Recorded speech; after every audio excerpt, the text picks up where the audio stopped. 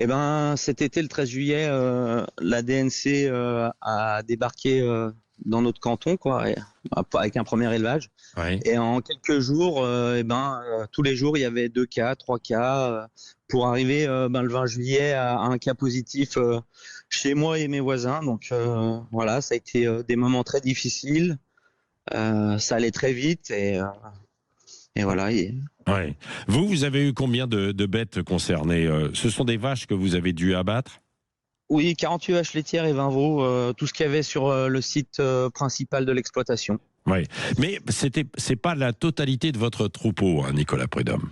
Non, parce qu'on était en été, donc on avait quelques lots qui étaient plus hauts dans les prés, et ceux-là ont été épargnés. On a pu les vacciner rapidement le 19 juillet. Ouais. Et puis après, on a attendu 3 semaines, un mois, et après on a un peu respiré, mais voilà, ça a été des moments durs. Ouais, des moments durs. Moralement, à tous les niveaux, moralement, financièrement, psychologiquement, quoi, bien sûr, Nicolas Prudhomme. Hein. Ah ben oui, oui. Et puis je vous cache pas que cet été, on avait des problèmes. C'était très dur de les faire remonter médiatiquement. Mmh. Aujourd'hui, en 48 heures, on a beaucoup de monde qui nous appelle. On est un peu, j'ai dit à certains journalistes, c'était quand on a des problèmes de lavage de bâtiments, on n'avait pas autant d'attention. Oui, c'est vrai, c'est vrai, c'est vrai. Qu'est-ce que vous pouvez dire ce matin à vos collègues en Ariège, dans le sud-ouest, qui sont concernés, qui sont fortement mobilisés? Si vous aviez un conseil à donner, c'est toujours difficile parce que évidemment chaque situation est un peu différente, mais tout de même, Nicolas Prudhomme. Alors c'est très difficile. Ils ont été touchés par la MHE il y a 2 ans. C'est pour ça qu'aussi Jérôme Bail avait lancé Mmh. le mouvement il y a 2 ans.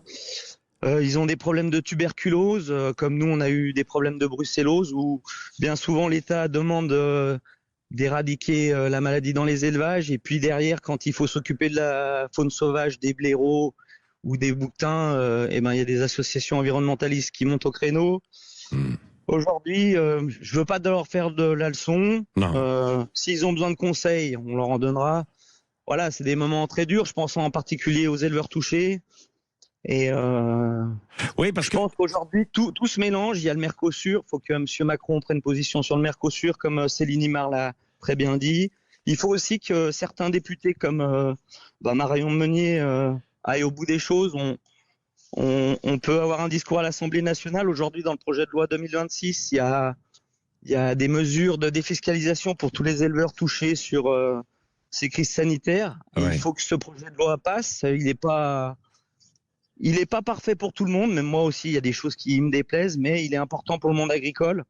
Et je pense que la meilleure des choses, c'est que tout le monde réfléchisse, prenne les problèmes un par un, parce qu'aujourd'hui tout se mélange, Mmh. et le problème c'est que la DNC, le seul conseil que je peux leur dire, c'est que on l'a vu cet été, ça va très très très vite. Voilà, faut qu'ils soient vigilants, qu'ils vaccinent, et après leur position, ils verront. Hein. Voilà, Mais ils ont un rendez-vous cet après-midi avec Madame avec la Annie ministre. Genevard, oui, bien sûr. Vous avez pu discuter, je crois, avec la ministre hein, il y a quelque temps. Oui, oui. Elle vous semble à la hauteur du dossier? À la hauteur, le problème, c'est qu'aujourd'hui, ce dossier, faudrait déjà mettre, comme je vous disais, ministre de l'Intérieur et de la Oui, Justice pour les mouvements illégaux, oui, le ministre des Transports pour nos frontières, parce que cette maladie, elle est arrivée. Voilà, on veut traiter la cause, mais on veut traiter le sujet, mais il sujet, faudrait oui. traiter la cause. Ouais. Après, voilà, il y a tout un tas de choses qui s'empilent. Aujourd'hui, tout le monde venait donner son avis.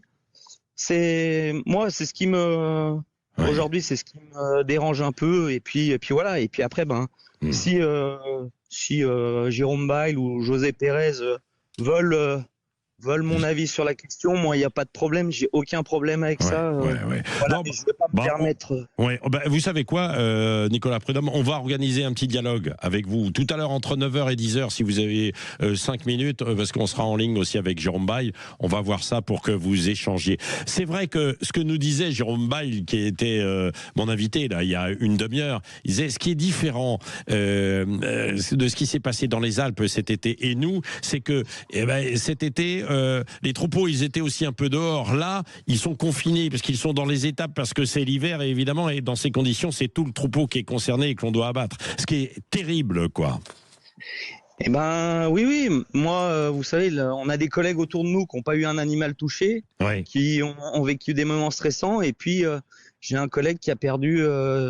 Il lui reste 15 vaches sur ses 121 qu'il avait. Donc, on n'a pas Ouais. tous été touchés à la même hauteur. On a un collègue, Mmh. il a eu seulement 2 animaux touchés. Mmh. Le, peu importe le nombre, c'est Ouais. toujours trop. Ouais, ouais, non, mais bien sûr.